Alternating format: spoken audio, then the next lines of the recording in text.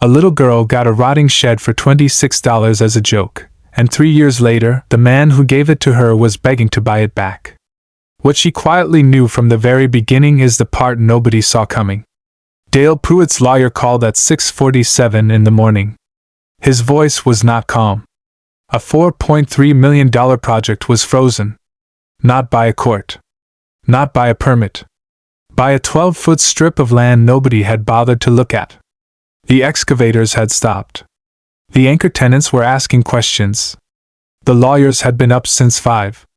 And the strip was registered to a 14-year-old girl named Maya Solano. That part was the problem. 3 years earlier, Maya was 11. She sat in a folding chair at the Harmon County surplus auction with a composition notebook open across her knees. Her mother, Elena, sat beside her in a green cardigan, knitting something slow. The parking lot smelled like gravel and cold coffee.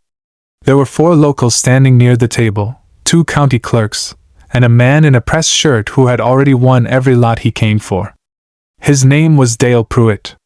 He was not from Harmon County. He had driven in from the city 3 years ago and started buying parcels the way other people collect stamps, quietly, efficiently, and with the expectation that nobody would notice until it was too late.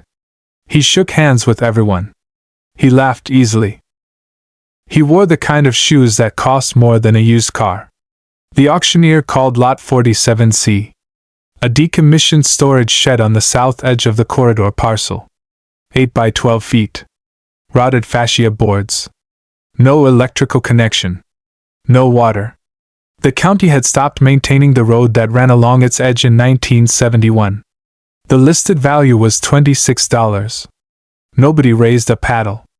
Pruitt looked at the lot description, then looked up at Maya, and smiled the way adults smile when they think a child is decoration. He picked up the transfer slip himself. "Hey," he said loud enough for everyone to hear. "You want a shed, sweetheart?" Maya looked at him. She did not smile. She did not speak. Pruitt signed the slip. He walked it to his assistant, who notarized it on the hood of a Buick. He carried it back across the parking lot and held it out to Maya the way someone hands a child a ribbon at a school fair. "Don't spend it all in one place," he said. The 4 locals laughed. One of the county clerks smiled. Elena kept knitting. Maya took the paper. She folded it in half. Then in half again. She put it in the front pocket of her jacket. Pruitt walked back to the coffee urn. He poured himself a cup. The auctioneer moved to the next lot. The morning kept going. No one in that parking lot gave Lot 47C another thought. Pruitt was already calculating the next acquisition. He had 280 acres assembled. He had financing. He had signed letters of intent from 2 anchor tenants. He had a groundbreaking date penciled in. In his mind, the South Corridor was done. He owned everything that mattered. He did not look at Maya again. That evening, Maya sat at the kitchen table. Elena made rice.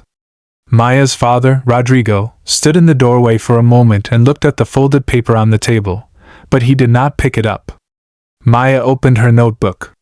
She wrote the date at the top of a new page. Below it she wrote, Lot 47C, transfer signed. $26. She drew a small rectangle.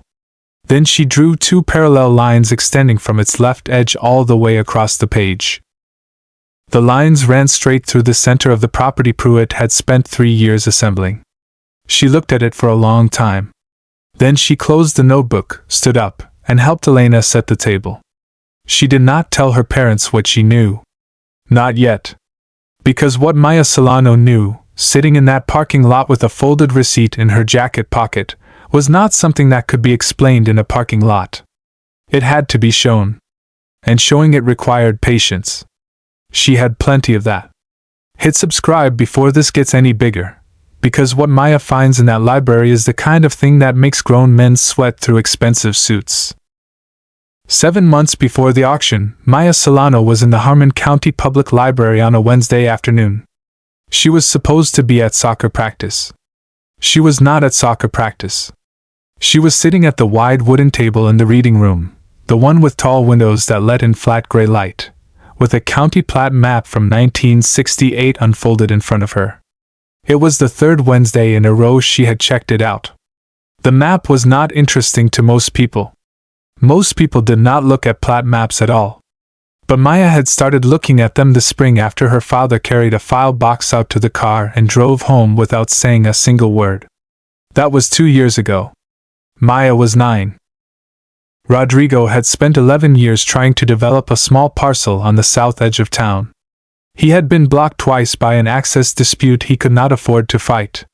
He lost the land in 2019. Back taxes, $4,200 gone. He put the file box in the trunk and never opened it again. Maya opened it 3 weeks later. She did not know what she was looking for at first. She just read county minutes, tax rolls, old zoning filings, road commission reports from the 1950s and 1960s. She read the way some kids read detective novels, looking for the thing that didn't fit. In May, she found a report dated March 1956. It was a utility and access easement recorded by the Harmon County Road Commission. 12 feet wide, running along the south edge of the corridor parcels. The purpose was a planned maintenance road connecting 2 county routes. The road was never built. The county abandoned the plan in 1971 and stopped maintaining the land. But abandoning a plan is not the same as vacating a recorded easement. Maya looked that up. It took her 4 library visits to confirm it, using 2 different county law references and 1 state statute she found on microfilm. Vacating a recorded easement requires a separate legal filing, a specific form, a specific process. The county had done none of that. The easement was still alive on the books. And it was attached, permanently, legally, in language that said in perpetuity and binding upon all successors in title, to Lot 47C. Whoever held Lot 47C held the easement. Maya wrote that sentence in her notebook. Then she underlined it. The plat map showed her something else. Over the spring and summer before the auction, she began tracking the parcel purchases in the South Corridor. LLC filings, recorded at the county clerk's office, publicly available, just never looked at by anyone who cared. She wrote the names in 2 columns.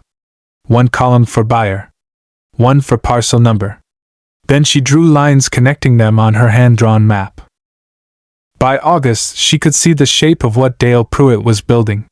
He had 280 acres. He was assembling a commercial corridor along County Road 7.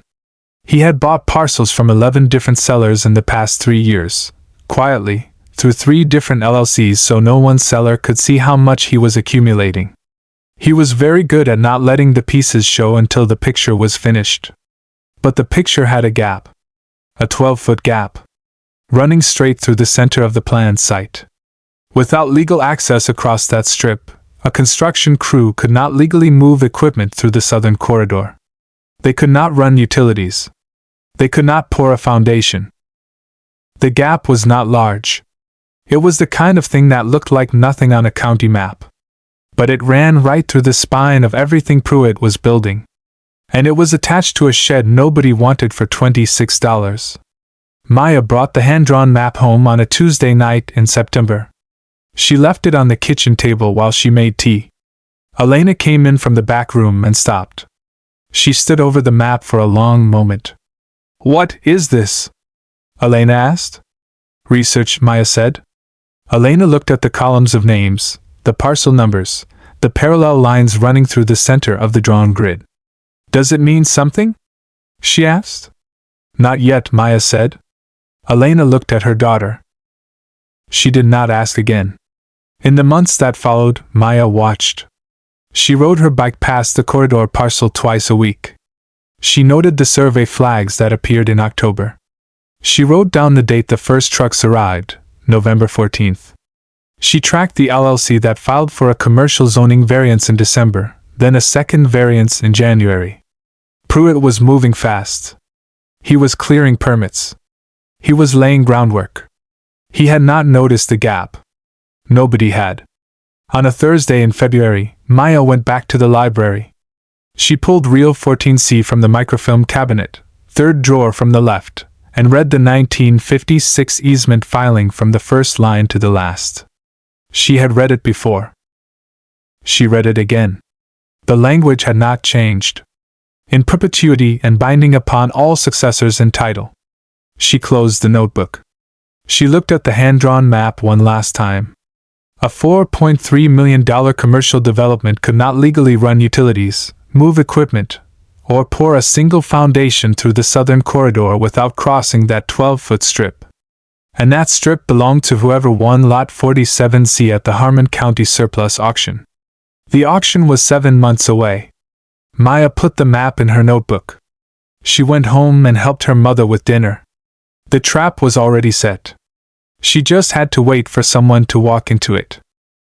14 months after the auction, someone knocked on the Solano front door on a Friday afternoon. Maya set down her coffee cup. She already knew it wasn't a neighbor. The man on the porch was young and well-dressed. He had a leather folder under one arm and a printed offer sheet in his hand. His name was Tanner Beal. He worked for Pruitt Development. He smiled with the easy confidence of someone who had never been told no by a 12-year-old, or now, a 13-year-old, and he slid the offer sheet across the railing like he was doing Maya a favor. $55,000, he said. For the lot and the structure. Clean close. 2 weeks to title. Maya looked at the sheet. She did not pick it up. No thank you, she said. Beal kept smiling. He said he understood. He said to think it over. He left a card. Maya took the card. She put it in her notebook. Then she went inside and finished her coffee. The second knock was not a knock. It was a phone call. 8 months later. A county representative named Patricia Lowe. Her voice was official and warm at the same time, the way county voices get when they want something. Lowe explained that the county was exploring an infrastructure partnership in the South Corridor. They had authority under eminent domain pre-negotiation to offer $180,000 for Lot 47C. Maya was in the kitchen. Elena was cutting onions at the counter. Rodrigo was reading at the table. Is the easement included in the transfer? Maya asked. There was a pause on the line. I'll need to follow up on that, Lowe said. She followed up 6 weeks later. The revised language included a clause that would extinguish the 1956 easement as part of the transfer. Maya read the clause 3 times. She showed it to her father. Rodrigo read it once. That's not standard, he said. No, Maya said. It's not. She declined in writing. She kept a copy. Maya kept the markers on the strip clear. Every spring she paid the annual property tax, $47, at the county office. She brought a check because she liked having the receipt stamped. Every receipt went into an envelope in the drawer beside the kitchen table. 36 envelopes, over 3 years. The strip of land was 8 feet wide at its narrowest point and ran for 440 feet along the south edge of the corridor. She mowed it herself twice a year with an old push mower borrowed from Rodrigo's shed. The neighbors thought she was maintaining the lot for her parents. She let them think that.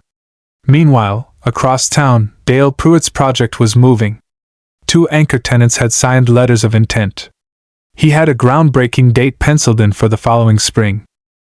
His LLC had filed 9 permits in 14 months. The South Corridor grading plan had been approved. Nobody had looked at the easement. In Pruitt's boardroom, sometime in the second year, a site engineer brought a map to the table. He pointed at the corridor. He pointed at the 12-foot strip. He said something about utility routing. Pruitt looked at the map. Then he looked at his lawyer. The lawyer looked at the map for a long time. He picked up his phone. The third offer came on a Tuesday morning in late autumn. A man in a 3-piece suit arrived in a black car and knocked firmly. His name was Carver. He was not a real estate agent. He was not a county official. He was Pruitt's personal attorney, and he carried a leather briefcase that had seen better boardrooms than this kitchen. Elena poured him coffee without being asked. He set the cup down and opened the briefcase. $400,000, he said. Final and unconditional. No easement discussion. Clean deed transfer. Close in 10 days. Maya was 14 years old. $400,000 was more money than Rodrigo had earned in the last 7 years combined. She knew that. She had done the math. She looked at the briefcase. She looked at the coffee cup. She looked at Carver. "It's not for sale," she said. Carver did not stop smiling. He said he admired that. He said Pruitt Development respected that. He said his client would be in touch. He left the briefcase. He left the coffee. He drove away. That evening, Elena sat across from Maya at the kitchen table. The hand-drawn map was still there, folded along its original crease. Elena put her hand flat on the table between them. "Why?" she asked. "One word. Because the monthly number will be bigger than the lump sum," Maya said. "And it will keep coming." Elena looked at her daughter for a long time. She nodded once. Then she got up and started on dinner. Maya's younger cousin Isadora had been 12 the first time she asked about the strip. She had ridden along to the lot one Saturday when Maya was mowing. "Why do you keep cutting it if nobody uses it?" Isadora asked. "Because if I stop, someone will say I abandoned it," Maya said. Isadora had nodded like she understood, even though she didn't. Not then. 3 weeks after Carver's visit, Pruitt's legal team filed a formal claim. Constructive abandonment of the 1956 easement. The argument: 63 years of non-use, no maintenance by any recorded holder, no assertion of the right since 1971. It was the only move Pruitt had left. The hearing was set for 6 weeks out. On a cold morning in early December, Maya was at the kitchen table with her notebook open and a cup of tea going cold beside her. The house was quiet. Rodrigo had left early. Elena was still asleep. Maya's phone lit up. An unfamiliar number. A city area code. She looked at it for a moment. She already knew what the call was. She knew what came after it. She picked up. The ruling took 40 seconds. Abandonment claim denied. Carver reached for his phone before the hearing officer finished speaking. 3 days later, the phone rang again. It was not Carver. Maya recognized the number. She had seen it once before, on a business card left at the county records office 2 years ago. She stood in the kitchen and let it ring twice before she answered. Dale Pruitt spoke without warm-up. "Name your price," he said. "I want to buy it back." Maya looked at the window. The bare trees at the back of the yard. The gray morning that still hadn't decided what it wanted to do. "It's not for sale," she said. A pause. Longer than she expected. "I'll go 700,000, Pruitt said. "Cash. No conditions. Done by Friday." Maya said nothing. "Everything I built down there runs through that strip," he said. "You know that." "I know that." "Name a number." It was the first time in 3 years she had heard something close to need in his voice. Not quite desperation, but close enough. The laugh from the parking lot was gone. The pressed shirt and the easy smile were somewhere far away. This was a man who had run out of moves and was now trying the only one he had left. Money. She had expected that. She had been ready for it for 3 years. "There is no number," Maya said. "I'm not selling." Another pause. Longer this time. "Then what do you want?" Pruitt said. Maya pulled out a chair and sat down at the kitchen table. The hand-drawn map was still there. It was always there. "I'll have someone call you," she said. She hung up. Isadora was already at the table with the permit file open when Maya set the phone down. She had heard the whole thing. She looked at her cousin. "He begged," Isadora said. Quietly. Almost to herself. "He asked," Maya said. "There's a difference." Isadora smiled. She picked up her phone and called Carver. The negotiation took 2 days. Pruitt's team opened with a lump sum offer, $800,000, clean transfer, permanent release of the easement. Maya's answer, delivered through Isadora, was 4 words, not a one-time deal. They pushed again. $950,000. Final offer, Carver said. Same answer. On the second afternoon, Carver submitted revised terms, a permanent monthly easement payment of $3,100, indexed to inflation every 5 years, transferable to Maya's legal heirs in perpetuity. Pruitt Development retained right of use through the corridor. Maya retained ownership of the land and the easement right. Isadora called Maya at 4:18 in the afternoon. They accepted everything, she said. Maya was standing at the front door, looking at the strip of land 2 blocks away that she had mowed with a borrowed push mower for 3 years. Good, she said. She hung up and walked to the kitchen. Elena was already at the stove. She had not asked what the call was. She heard Maya come through the door and reached over and turned on the kettle. That was all. 3 days later, Maya signed the licensing agreement at the county clerk's office. The clerk stamped the top page and handed back the copy. Maya folded it in half, then in half again, the same fold she had used with the original transfer slip 3 years ago, and put it in her coat pocket. She walked out to the parking lot. She sat in the truck. She opened her notebook to the last blank page and wrote one line. Easement licensed. Terms permanent. $3,100 per month. Filed. She closed the notebook. Dale Pruitt read about the agreement in the Harmon County Gazette 4 days later. 2 paragraphs, bottom of page 6. He did not call his lawyer. He did not make a comment. He set the paper on his desk and looked out the window for a long time. He had offered $950,000 for a shed he once gave away for $26 as a joke. She had said no to all of it. He did not say a single word. The 4 locals from the auction parking lot never brought it up. Not to Maya. Not to each other. Not where anyone could hear. Some laughs you stop repeating when the punchline turns around. The groundbreaking happened the following spring, right on schedule. The excavators moved in from the north. The utility crews came through the south corridor. They crossed a 12-foot strip with a signed easement and a monthly invoice, and Dale Pruitt's $4.3 million project opened on time. The first check arrived in Maya's mailbox on the 1st of the month. She put it in the same drawer as the tax receipts. Some men collect land. Maya Solano collected patience, and patience, it turned out, pays $3,100 a month, indexed to inflation, for the rest of her life. If you were Maya, would you have taken the $950,000 lump sum, or held out for the monthly deal that never stops? Drop your answer below. And if this story reminded you that the quietest people in the room are sometimes the most dangerous, share it with someone who needs to hear it.